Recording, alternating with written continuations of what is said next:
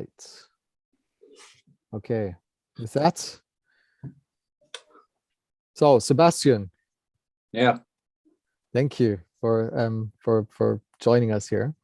So the way we'd like to do this is give us some context. Who are you? What? How you configured and why? So what is the lens you're looking at the world through? So we can contextualize the second question, which is, in what ways are you contributing towards making the planet a good place? Mm-hmm. Yeah. So just feel free, riff off. If I don't understand something, I'll just come in and ask. And if I, yeah, and we will just have a natural conversation emerging out of that. But the focus is on you, so I will be more or less. Yeah. Okay. And Lars is still there. Or Lars is still there, yeah, but he's okay. also quiet. He's listening. Okay. So yes, I'm born in the Netherlands. So I'm a Dutchman, and living there 20 flying Dutchman. I lived there till my 23 years old. I studied agriculture and organic agriculture in Holland. I'm not a farmer's son, so my families are traders, lawyers, doctors. And but I was somehow with 12 years old, I get infected with the virus biodynamic agriculture. Mm-hmm. And because I was windsurfing a lot, I have no money. I have to work for that. So that was the way I come to the apple trees and to the vegetables to harvest them and to do mm-hmm. the apple. And then with 14 years old, I knew I will be a farmer. And my father was not amused about that because he thought I should do some economical stuff or something might make sense. And I said, no, I will make organic farming. So that was the break with my father till now. So he said, okay, it's okay for me, but you can go. So he didn't finance my whole study, but everything bring me closer to myself. So in my study time, I was working like hell in the nights at farmers' places, and I learned a lot about farming and organic farming, the conventional farming. And then at 23, I was ready with my study, and I rented a farm in Germany with 150 hectares, and I burrow cows of my friends. So I have 50 burrowed cows, and I said to them, you get your cow back when the first calf is a year old. So okay. And so it's quite good functionality. And then I start to make cheese because I'm a Dutchman, so I have to make cheese out of milk, and the price was very, very low for the organic milk at that time. And so I have a little shop, and I make a cheesery, and I have 150 hectares of agricultural land, and work like hell, 8 years. And then something further around, I sell everything. So I rented the farm, but I sell the cows and I sell the machines and so on. I make was a good deal. And I started a breeding project for long life fertility cows. I'm still doing that. It's 17 years now, and we are breeding cows that can handle normal organic food. In an organic farm, you always have a lot of legumes in your crop rotation to get your sticks off. I lost the word now. The German? Sticks off. Nitrogen into your system, because you have no other choice. So you have a lot of food, and you have, when you want to make that clover grasses into value, you have manure. That's very important. The second thing is meat, and the third thing is milk. Mm-hmm. And the conventional cows have no possibility anymore because they breed it in the wrong direction to deal with organic food. So they can only deal with concentrate out of Brazil or somewhere else. So that's like a Porsche. When you have a Porsche and you feed the wrong wheel, it will not run. And he will get thinner and thinner and thinner, get a lot of problems in the healthiness. And after 2 years, he's gone, that cow, after two lactations. So the first calving is with the conventional cow is 2 years. We let them calve with 3 years because they're made late mature. And then our cows get averaged in age from plus minus 10 years. Conventional, it's about 3.5 to 4 years. So it's also an economical impact. And we have no veterinary cost because we don't use any antibiotic. And we have a lot of young ones we can sell. So it's economical sense, it's ecological sense because we can feed in our own circle, in our own farm. We don't buy anything from outside. And we have a healthy milk because the cow is better fed in a system, in a closed system, as it's in a system that's open and get a lot of input out of protein. When we eat the whole day chocolate, we have also a problem with our stomach. And also the people who drink the milk have problems. So and then I start that project somehow, and I get some money from some people, and I have a very good friend. He is up in heaven now. He is for 2 years. He died, but 60 years ago, 60 years old, much too early. But I'm still going on with that breeding project. We grounded the breeding organization in Austria. And we have 2 employees, and I have 1 director on it, and I'm only in the board at the moment because I have no time. And we're helping 300 farmers in whole Europe to get the good cow. So to breed in a farmer way, so the farmers get the tools to breed the good cow on themselves. So they don't need any, let's say, genetic industry to do that. Because for me, it's very important. Organic farmers should be independent of the whole industry. Because you see in the whole history, now it's coming out. The true cost is coming to the daylight now. And the industry makes a lot of money with agriculture, but not in the agriculture. In agriculture, only the risks. So, and then I started that project, and then somebody asked me, that's quite a famous guy, that's Manfred Klett, Dr. Manfred Klett. It's somehow the how do you say, the icon of the biodynamic world. He was 25 years the leader of the organic sector on the Goetheanum in Dorne, because he's very anthroposophic. And he asked me, please help me. I started a project in Poland, and I don't know how to go. I don't know how to deal with it. And that is the Jugowo. That's a 2,000 hectare farm. It's the largest biodynamic farm of Europe till now. And we grounded a foundation, bought the land, give it into the ownership of the foundation. So it was the foundation belongs to himself in Europe. So it was impossible to sell the land. So the whole how do you say, speculation with fields, what is a killer of the biodynamic agriculture or the organic agriculture is out of order. It have no value anymore. And then we grounded a village project on that. There are 4 villages was on the field. It's completely, how do you say, one piece of land without any conventional farmers around only forests. So we can make game tech free. We can make seeds. We have no influence outside with poison and pesticides and such stuff. And I built, of course, with a lot of other people. I started with 10 employees. I ended after 12 years with 120 employees out of the villages, only Polish people, and 60 people with disabilities. So 180 people have daily work there now. The villages are starting to get new roofs on the houses, new windows, and so on.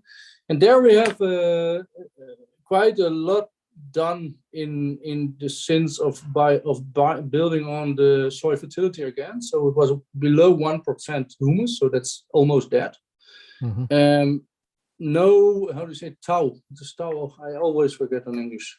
Tau. In the morning, the wet. Dew. No. It's like morning dew. Morning going out, you get wet shoes because of the water in the air. Yeah. So it was, and I have a good friend in Zekem, and this Helmi Abolais. That's a big project in Egypt. He said to me, "You have worse soil as me, and you have a worse climate as me." Because he have always sun, he can grow 2 times a year. He puts some compost and some water on his desert soil and to start growing. at my place, it was all dead. It was cold. We have no water in the landscape. We have nothing anymore. So, and then I start to make. So we started with that farm. We have no money, and I grounded that foundation. And then I start with composting, because every biodynamic farming starts with compost. So I make 20,000 tons of compost a year, about 12 years on. So it's quite a lot. But I say, okay, nothing happened here, because it was the whole soil was in this chemical substance, was completely dead, completely out of order. And now I'm working as an advisor, and we're really in the whole Europe and whole the world. I make proofs out of soil, and I see that all the soil is ill.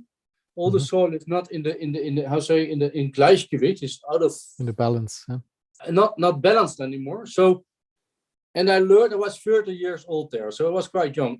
And I started with compost, and it doesn't work. So, and then I said, okay, somewhere we have no water in the landscape anymore. So I start to build lakes. So I start to make water landscaping. So I say, okay, we have 2,000 hectares. 200 hectares of the 2,000 hectares we have to give back to nature, but in a way that we can still make profit on the farm. That means we plant each 40 hectares a hedge with a lot of eatable stuff in it, apples and such stuff, also for the people, but also for the birds. Then I built about, I think, 30 to 40 hectares of lake in a dry landscape. So I have a trick to do that. And then you see the ecosystem. We're all talking about regenerating agriculture now. But what you have to do, you have to implant a system to regenerate the system. And the nature is beautiful. Nature takes very fast, understand what you are doing. When you listen, I always say, you have to listen with your heart. You have to think with your heart. And I know each tree, each stone, each quadrat meter of this 2,000 hectares. So, and then I start to make landscaping, and then suddenly it start to make click. So the crops start to make more harvesting. We have more value on to harvest. The milk start growing. So at the end we still have 365 cows. We only make Demeter hay milk, so we only feed hay.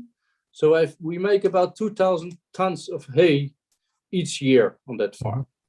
So we have very healthy cows with a good breeding. We have very healthy milk, and we have very healthy soil. And the humus content of the soil is still growing. So now we are by 3%. So and the effects, and that's a bit of my biography. And then so that was, and okay, of course, then we start a whole community. Yeah? So we say, okay, we have to have a spiritual world. We have a rechtsleben. Also, what's that? I forget on English. What do you say? Rechtsleben, as rechtsleben. Legal structures, governance. Yeah, something like that. Yeah. And we have the spirit. We have the geistes. Also, we have the how do we say the three things? It's Wirtschaftsleben, Geistesleben, Rechtsleben. Yeah? Business, jurisdiction, and spirit. And they should be independent from each other. Yeah?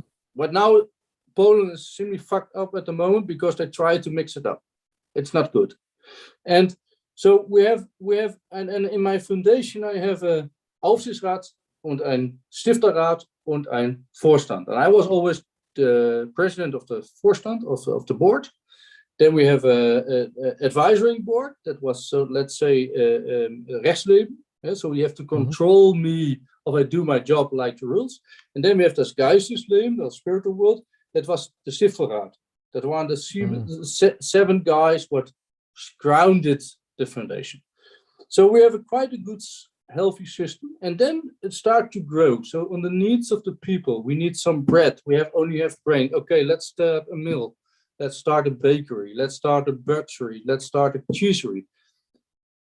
All the buildings I built myself. So we have. I pick up the people from the stores what drinking the beer, because all young people without any school education. And I say, hey, do you want to work? Yeah, I want to work. And I say, okay, I send you to Germany. You can make 1 year a lot of money, and then you come back to me, and then we build together new barns, new stable, and everything. So I sent 15 people to Germany to a friend of me. They built stable with them. Then they come back, and so we grounded a building group, or let's say now it's a company. It's an independent company what belongs to them. And so we start to, and then we make an education center. So we have 3,500 kids what's running to the farm each year. We have about 4,000 people, farmers and farming people, or the interesting people what's visiting Jugobo now. So it's quite a center. It's quite an island. I always like to say it's an island of culture. And from that, it makes hope. It gives examples. We make a lot of research also. I have my own professor there, and we make a lot of research on farm research. Not something like here. No, what's the problem we have now in the soil? What's the problem we have now with the people? What's the problem we have now with whatever? Yeah? And that was the research. And what do we do else? Yeah, then we have, of course, the whole education stuff. So we have always people from Germany, people from somewhere coming to us.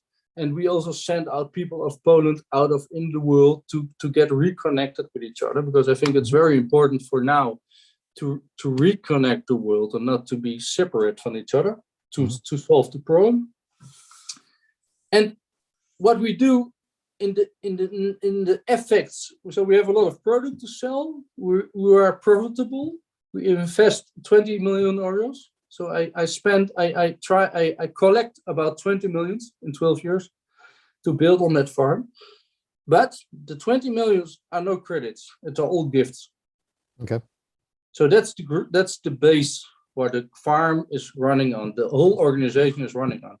Because I said after the Second World War, after the Russian people, we have to bring back something to Poland to start again. So at the beginning, we have unhealthy soil, all buildings were out of order, the people was not educated, so it was completely bankrupt.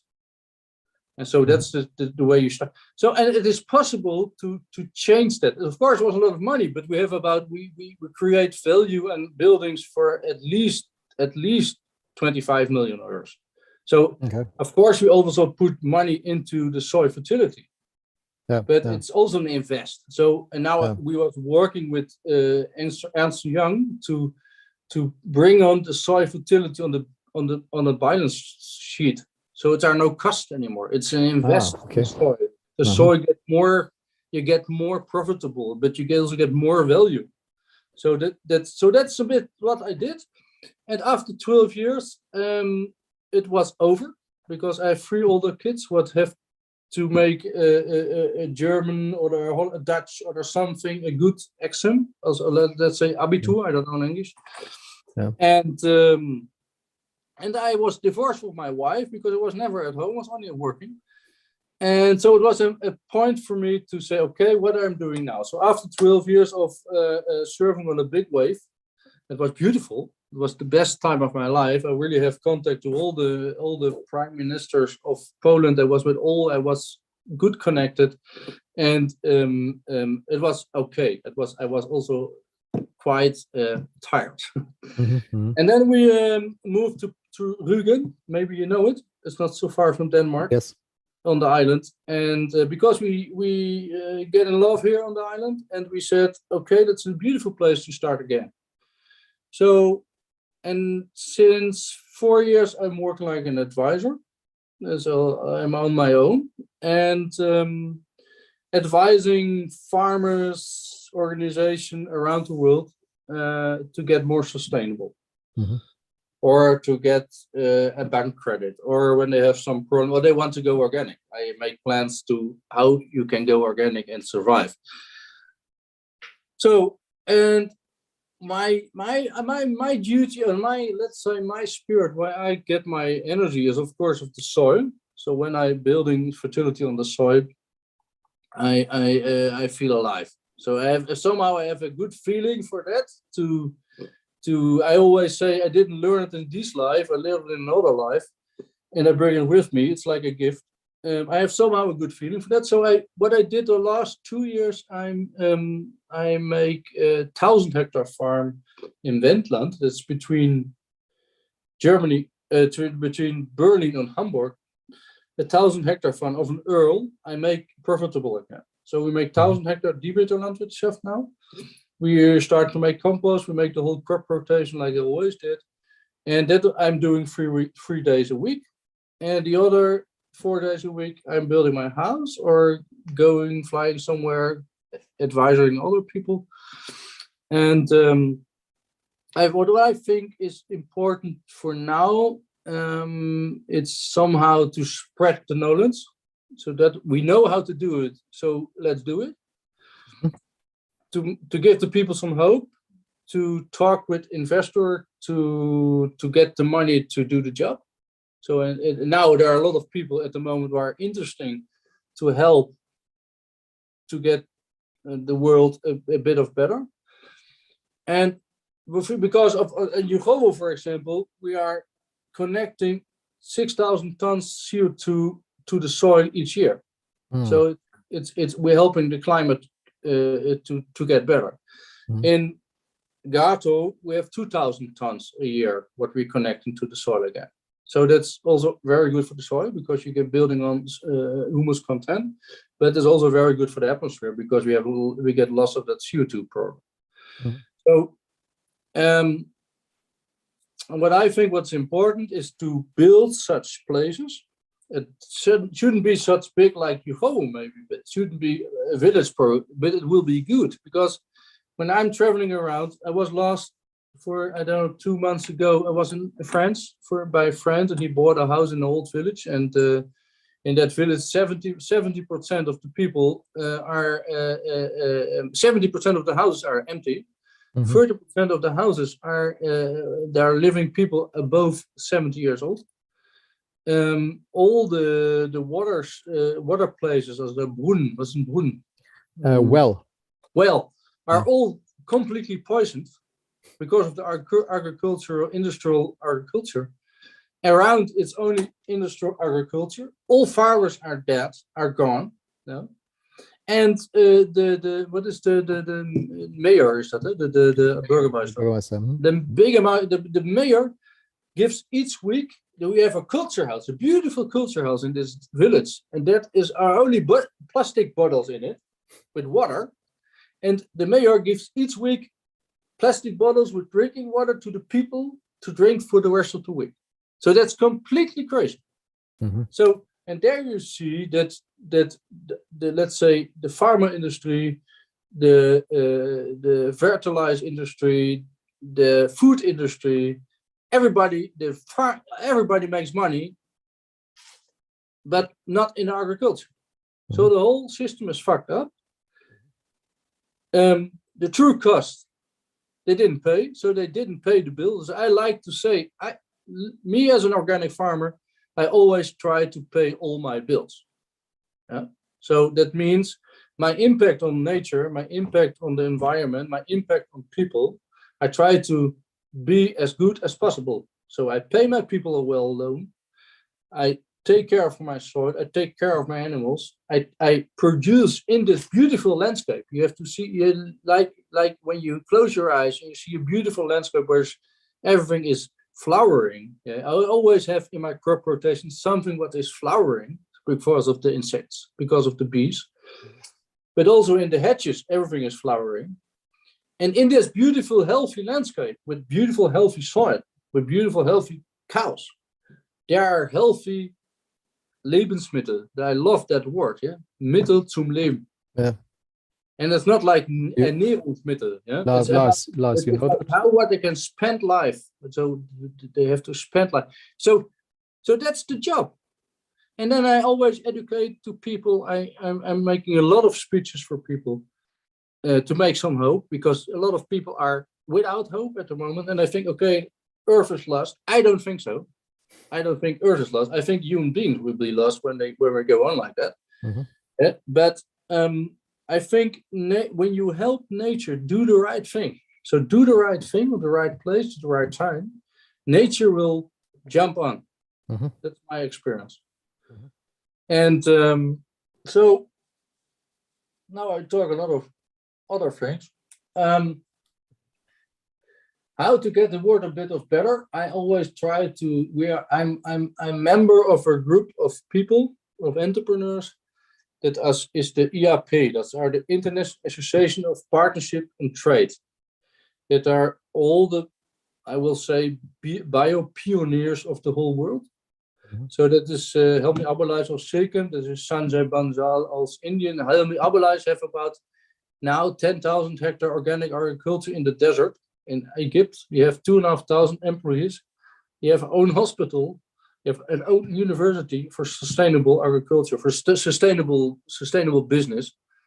Then Sanjay Bansal had 10,000 hectare of organic tea in Darjeeling, and he on his farm are living 65,000 people.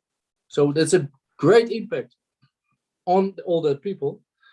And then maybe you also know them. It's Stefan Hip from the Hip Group.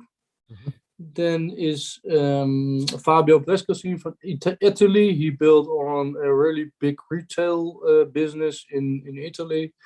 Then is Ulrich Wouter van Lebensbaum. He makes coffee and tea. Then John Listras, England. He's a baker with 40,000 tons of grain. He brings you to bread. It's incredible. And then also one guy of Denmark, that is Thomas Hartung. Atterstein, it's by Copenhagen. He makes vegetable boxes in the past, 40,000 vegetable boxes, and now he makes meals, biodynamic meals. He delivered to the home. That's a good friend of me. He's also in it. So there are a lot of quite a good people, and then we working always on subjects. So we developed the sustainability flower. We developed the true cost of food, the starting point, but it was we. And we were also working always on that issue of fertility of the soil. So, and then we start last year with the idea we need an economy of love. That sounds very weak, but that's very difficult, because it means that I always ask me the question, not what's my problem? I need some money, I need some cash, that doesn't matter. What's the problem of my partner? And how can I help him to solve his problem? And my experience is when I solve the problem of my partner, my problem is automatically solved.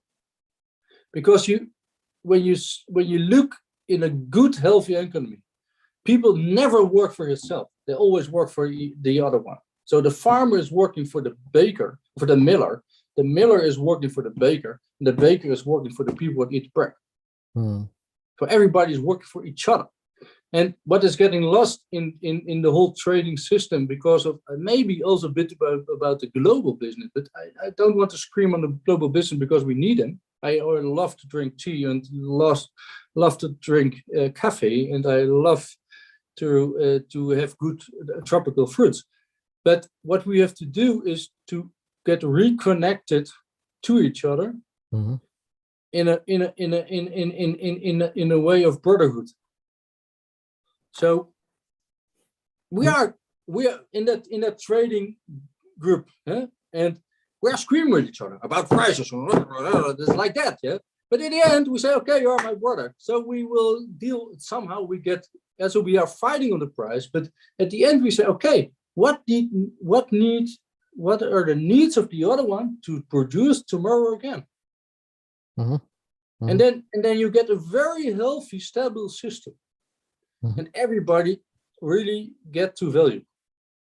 And it's not about, because it's always in the agriculture, also in the organic agriculture. I'm sorry to say it. Now we are going organic in all the supermarkets. And I'm trading a lot of stuff at the moment. So I see what is happening. So now the prices are high for the farmers, because the conventional supermarkets is going into the business now. They really make a good job and grow the the organic business, but the organic supermarkets, the old ones, but they make a good job. they lost growth at the moment. They have no cash flow anymore. They have big problems to survive at the moment. Also the big ones, also Alnatura, because the market is being captured by the others. Yes, exactly. And they pay high prices now to go into the market. And in 5 years, when they have a big value, they will cut the prices like hell, because that's the DNA of them. They cannot think like they are brainwashed like that. So and then the organic agriculture get a big problem. So, but there's also a thing, what we're talking now on the time now is what we try to do is to reconnect the organic farmer to the organic supermarket directly. So how we can get the faces above the vegetable, there's the picture of the farmer or the farm or the people who are doing the work to produce the vegetables. And then we have to reconnect and to look that we get a good value, that the whole value chain gets some part of the value, and not only a part. So we have quite a big job at the moment to do. So we have to save the world, we have to save the climate, we have to do a good job in social life.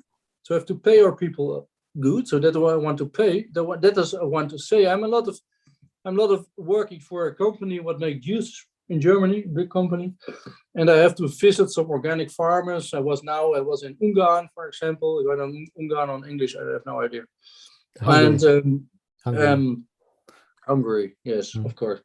And beautiful farms, beautiful people, but they pay the people really like shit. So we say we can buy your apples, but you have to pay your people better. So we try to go fair bio. That's the next step, because not only because we are good people, maybe, but also because we are afraid that somebody go there, take a look on that farm, see the people are bad paid, and we get organic apples for free. Yeah? So that's the whole system. So we have to, what's the problem of the other one, and how can we solve the problem of the other guy, or our partner, to get a healthy system? So that's one thing. And what I think it's very important, because the whole Corona shit, it's something like the shit hits the fence now. Eh? It's a true cost are coming to the daylight, because the loss of biodiversity makes it possible that we have such pandemic, and it will be not the last one, because the loss of biodiversity will go on when we don't stop the process. And so I think what's very important, we have to learn the children how to cook good organic products, easy products, not industrial design products, to make a healthy meal.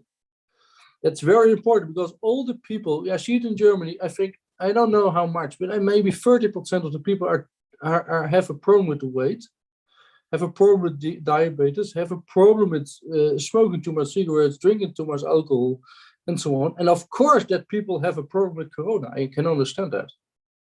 So we have to get more healthiness into the system, into the people, better food, what's spending life. Industry have no interest. They don't want that. And why the politics are not talking about healthiness?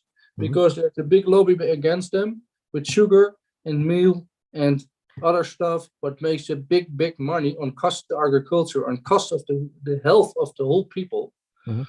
And now they make a fucking big business with vaccines. Okay, so I just want to have one question, but I want to frame it through what you said. So, found ways to finance the 20 million that you needed for the foundation in order to create the sovereignty that was needed in order to create an ongoing sovereignty for that community. And the way I'm hearing you is that this kind of sovereignty is needed everywhere in order to help people live more healthy lives, live more connected lives. Because only if you're sovereign, you can start working for the other, instead of thinking that you have to work for yourself and accumulate and things like that. That's why it's Grundeinkommen I think it's a really good idea. It's a very, very good idea, because the people get independent, and I think a lot of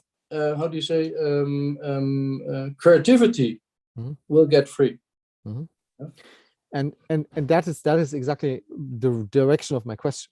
So what do you think, and what do you actively do to move or to help people move towards that sovereignty? Because the way I see it, one important thing you did with the foundation is to buy the land and then give it to the foundation, so it cannot be hijacked by financial interests. Yes. Most land is owned by financial interests. Yes, that's a big problem. So exactly. So that is the core of where sovereignty can start to happen if you free that land again. Yeah. So what is your thinking around these questions? How do we create more sovereignty for the farmers, for example? Yeah, that's a very difficult question, because we're not here for fun. Yeah, it's okay. But when you in Holland, for example, you have to pay your sister and brothers the money of the value of the land. So you can't be a farmer in Holland anymore. So all the farms get sold for a lot of money. They take that suitcase of money and go to Poland and buy a big farm back. So that can be this solution. Otherwise, in Germany, it's a bit of different. When you Herod farm, it's like a gift, because most of the time is a lot of value, and there are no, when you're ever happy, there are not so much credits anymore when it's in long time in family hand. So that's like a gift. So you start and you have another starting point. But nowadays it is like that especially in the east of Germany where I'm living, the farms was really back from the past. In the history, it was really big farms. Then after following the wall, after war, all the people, the owners get out, and some owners get back after following the wall, but most of it get in some land, in some hands what are no farmers. So they buy here land on the Rügen for €1,000 a hectare. It's incredible. Huh? Now it's about 35 to 45,000 hectares at €45,000 a hectare. So it's a big value growth on that. So they're all multi-millionaires. So and what we try now to do, I'm working with somebody on a project to buy 4 times 5,000 hectares in Germany and give it to the farmers, not for free, but for less money, and like a lifetime gift. So it's not possible to sell. It's not possible to fruit them out. And you could start with less capital, a farm, because it's a problem in the farming. When you start a farm, like I did, you need a lot of money to start, to the starting point. You have nothing, you need a lot of machines, you need a lot of land, you have a lot of costs to refinance as the first 2-3 years. So it's quite impossible to start a farm when you have no ownership. And then you have some organizations like Regionale Wert AG. I think that's a good way to do. So they start to show the value of the farm, of the work of the farmer. When you say about carbon credits, biodiversity, social impacts, and so on, an impact on water also. I make now a presentation on a bodemtaak that was in Regensburg, and I talked about my water landscaping, and they also talk about that if, for example, in France, government ask all the how do you say they clean the water from pesticides or from fertilizer, and they spent 50 million on that each year in France. Okay. That's exactly the value the people spend on the food chain. So that the true cost of the food, of the conventional food, are 2 times higher as that's what they spend. But we pay that with our tax. Yep. Yeah, and we pay the system that they get a lot of money for doing shit. So that will be one thing to change, and I hope I'm not so hopeful at the moment, but maybe it will be a change. That the money you get as a farmer is completely connected to ecological aspects. Mm-hmm. So now we get maybe the conventional farmer get the 400 euro a hectare to do his job, but he makes bullshit. And he so when you produce 1 ton of grain and at the island of Rügen in conventional way, it have a value, a market value from 150 euros a ton. Mm-hmm. The true cost of it are 9 times higher. FAO counted that the true costs are 9, so 8 times we pay somehow.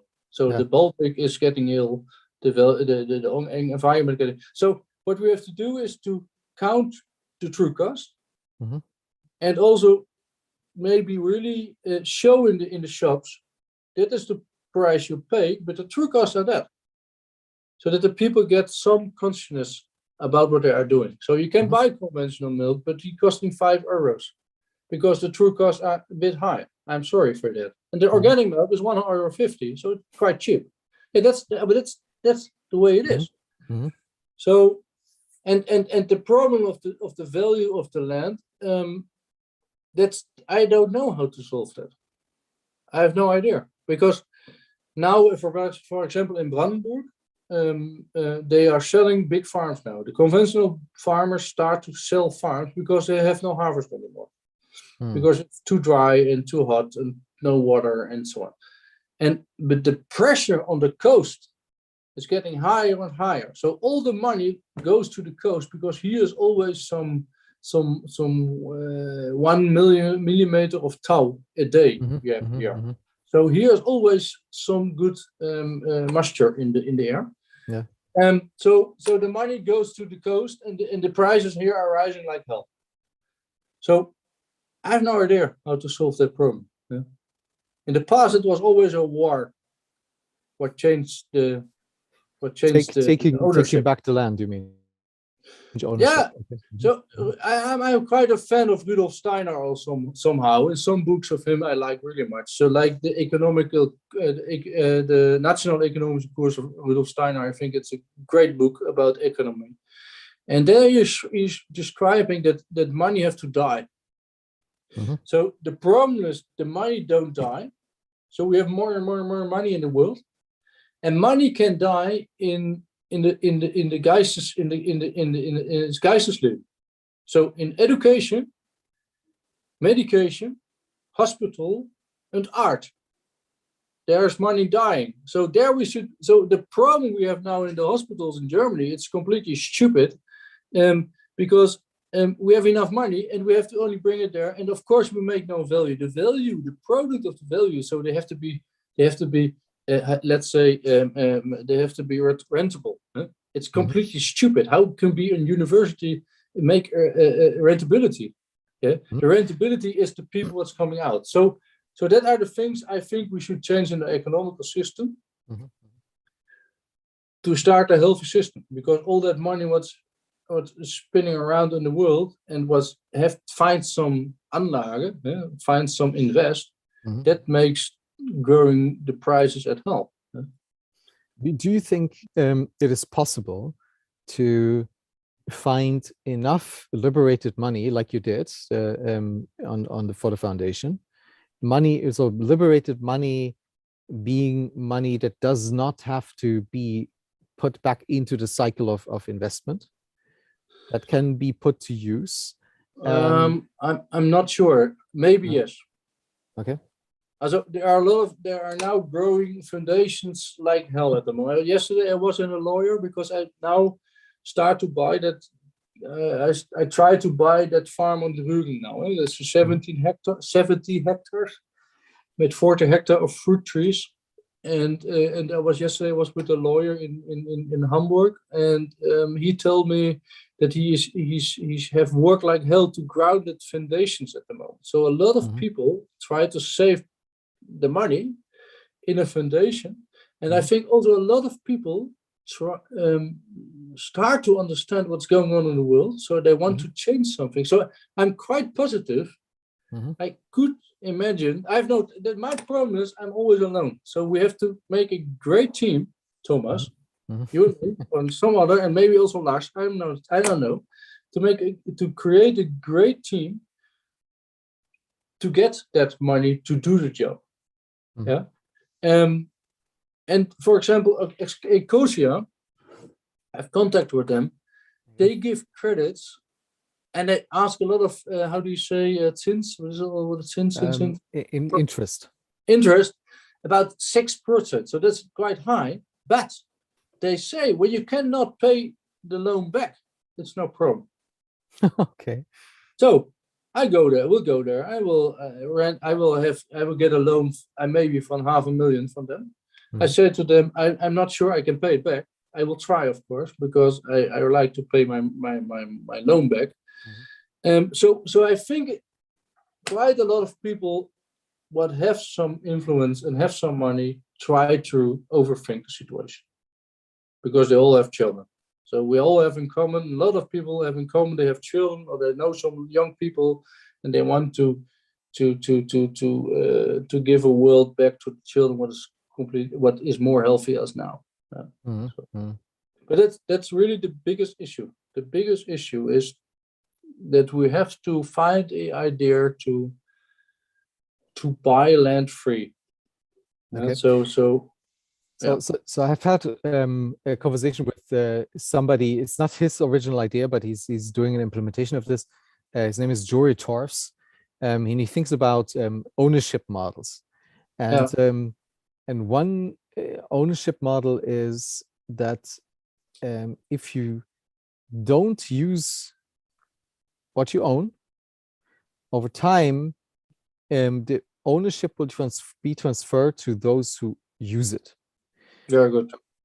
Because if you're, let's say you build a house and you don't use it, somebody else does, then just by being used, you create value.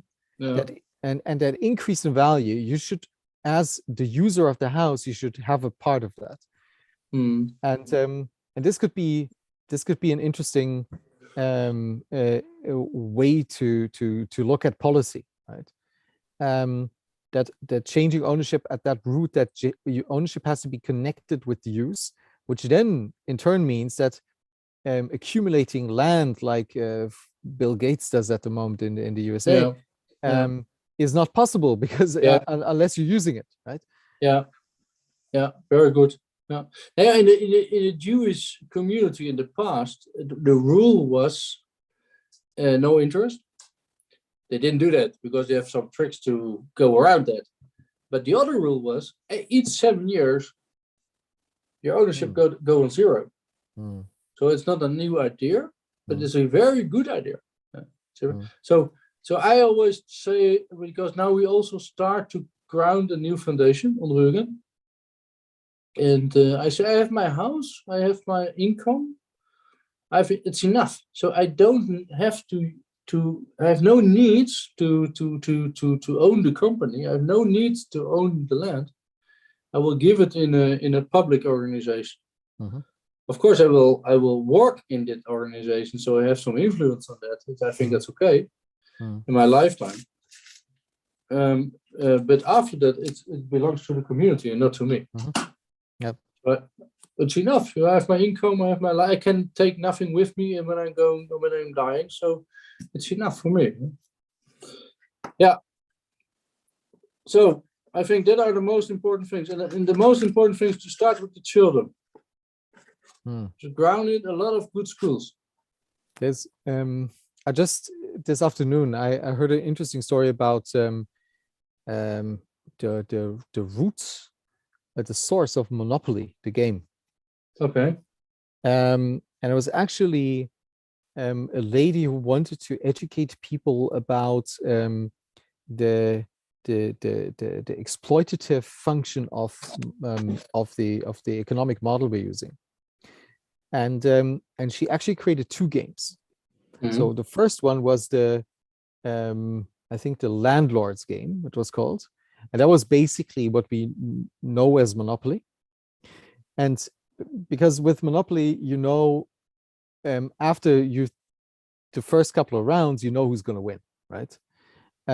It's then just like a 4-hour painful journey until that happens, but you already know in the beginning. With the second game, what she called Prosperity, she just changed one rule. And that rule was that a portion of the rent that you paid to the landlord goes into the commons. Okay. And then the commons buys back utility, buys back land, and once it starts making its own profit, it starts paying a universal basic income. Yeah, very good. That's a super interesting twist on Monopoly. And because I'm bringing it up because you said education and children. If you play that, these 2 versions of Monopoly with children, they immediately will get the difference. Yeah, very important, very important. Yeah. So we need like your friend said to you. I would like to have that name, or maybe you can write me an email. Do we have to really have an economical change of the system, and a change of ownership? But I'm not. How should I say that? When I have such ideas and I try to work on them, maybe I don't talk so much of them. But when I start to work on it, also in my farm in Jugovo, I have a lot of problems. I don't know. Next, for example, I have for 200,000 euros in bills laying there, and I have no idea how to pay them. And I was all really, I didn't sleep much in that 12 years. I really have some bad nights and a lot of worries. But somehow when you are, I really like that Spruch. I'm not with the church connected, but I like the Spruch, wenn 2 Leute in meinem Namen zusammen sind. Okay. Yeah. So when two people are, yeah, did you get it, Lars?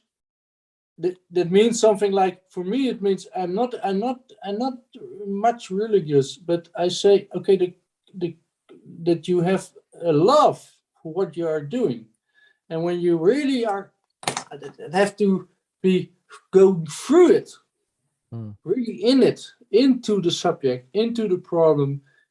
I really, when I come now to Poland, we have one time we have to travel to Poland, at least Thomas.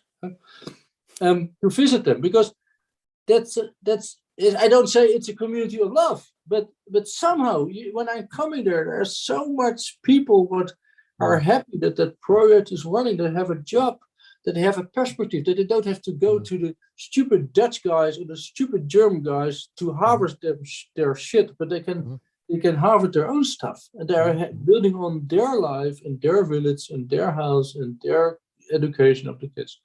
And so I always have really in the last moment, it was always a solution there. It was incredible. It was completely incredible. Yeah, but we always, of course, we have a lot of problems and a lot of worries, but somehow we always come through. Yeah. So that what I want to say with that, when we have that idea now, and that idea is not our idea, it's the idea of the spiritual world, what maybe going through us. I have always the trust that the spiritual world, so that's why we have to work on that items all. Spiritual world needs such people what have the consciousness to do the job. So spiritual world, I always try to say, spiritual for me is real. He's sitting near to me on my desk, and I have to work with them. I have to be. So I make my meditation, but it's also for me a meditation to make a long walk on my fields, to get a feeling with them, or to have a good meeting with somebody. So to speak out what you are thinking and then do what you are thinking. I think that spiritual world needs, and my philosophy, but it's maybe a bit of strange, but I'm always try to work with the life forces.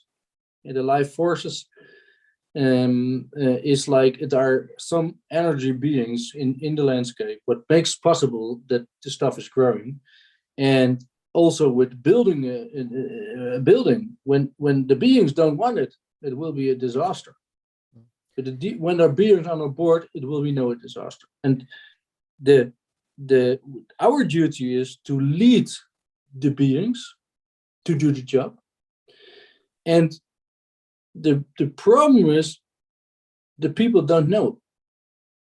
And my philosophy is, at the moment, the beings connected to Ahriman, and Ahriman is something like the technical devil, how to say, like in all computers, in all digitality, in all the stuff what is going on now. So he is getting stronger and we are going weaker, and all the nature forces are going weaker. So we have to do a good job on our field. So we really have to get connected. A lot of people have to get connected back to the soil. It's the most important thing, to get the consciousness for the earth. So when each people would adopt 1 hectare, it will be beautiful. There's a story that's somehow related.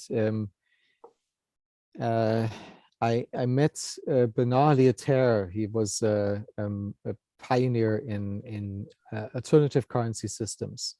Okay. But he was also he was coming from high finance. He was the head of the central bank in Belgium. He was one of the architects of the euro, etc. And one day he got a call from the Belgian government and saying, "We have a problem in Ghent." And the problem was that there was a district of the city with a lot of illegal immigrants, and they didn't have jobs, so they couldn't earn money. So it was desolate. There was a lot of crime, substance abuse, all of it. Yeah. And they said, "We don't know how to solve this. Maybe you have an idea." And he went there and he asked the people, "What do you dream of?" Yeah.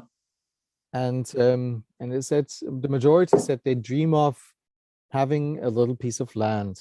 Yeah. So he got a piece of land that was owned by the city and got it compartmentalized into smaller lots.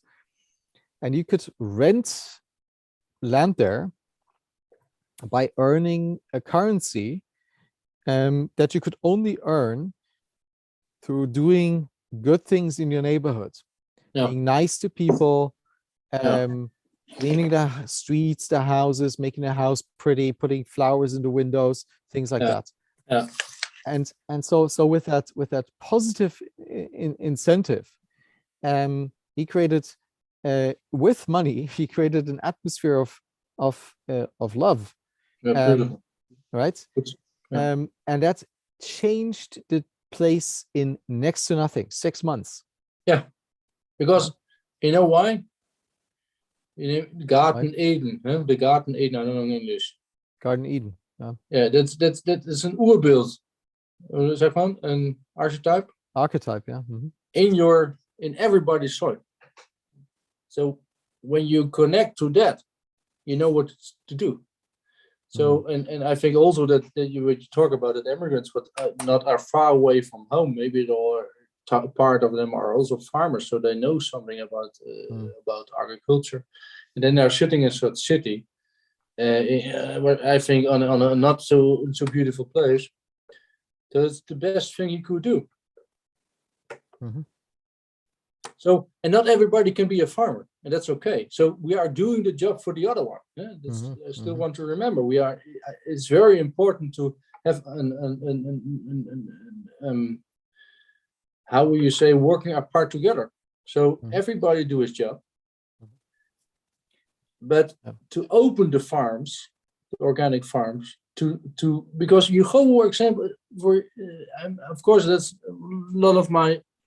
I'm very proud on that place, because when people have no affinity with agriculture, have no idea how a cow should look, or have no idea how a landscape should look.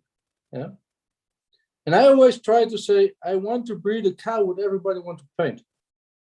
Mm-hmm. Yeah, so a cow or a landscape have some, how do you say, some verhältnis. Relations. So, and then the people drive into that farm and say, hey, something is different here. Yeah. So the hearts opened. Mm. And that was the beginning of this. And that's why I have never permit to get some money, because I could show. Yeah? Is that also the root of your intuition around the land? You said you have a good feeling about the land. So I don't know. It's a bit of gift. Yeah. Yeah. So but maybe it is connected with the visual aspect. If you look at it and you say, okay, this does not feel right. Yes, exactly. And then I feel there should be more water there and yeah, exactly. less this here. Reading the landscape. It's the most beautiful thing to do, and you get so relaxed from that. When the landscape is nice. I really can get sad when I drive into disturbed landscapes. I really get sad. Yeah. So I have to close myself a bit sometimes. Yeah. So that's the job. Yeah. Of course you have all the scientists. I also I make my study, and I know how the soil processes are working. But the other side is also to open your heart and to go open-minded through the landscape and say, okay, what's needed here? Do you know Michel Grobbe? No, I don't think so. But I'm very bad in names. He's also a Dutch guy, and he loves reading the landscape. Yeah. I've also had a nice conversation with him. I can send it to you. He's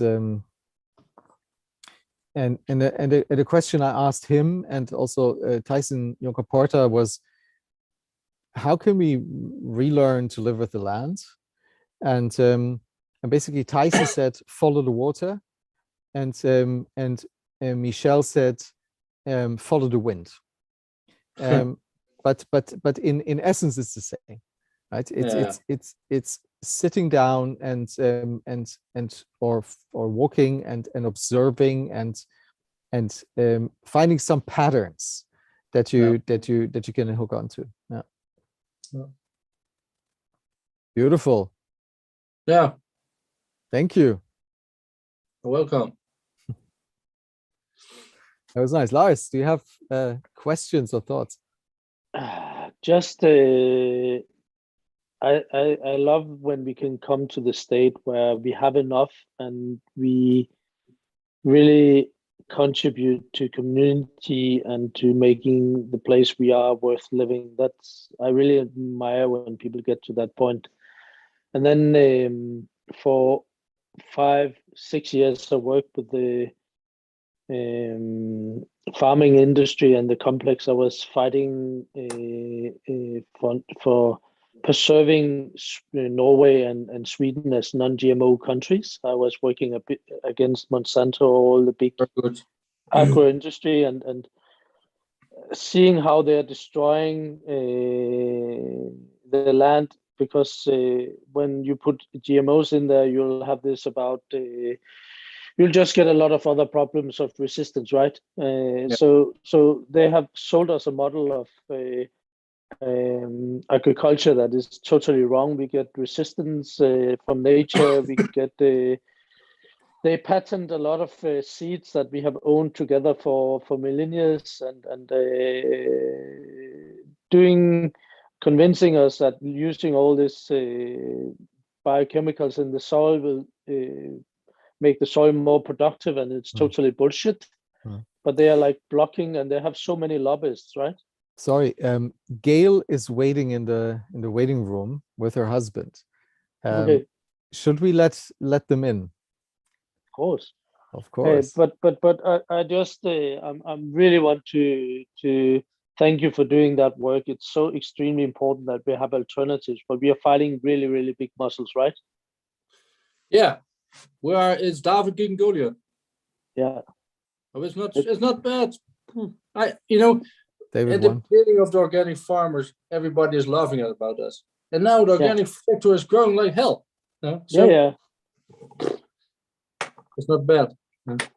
No, and like you said, some of the solutions in Denmark with this company, the Yesites, that is giving organic food for a huge amount of people every week. That's so amazing that it have grown so big.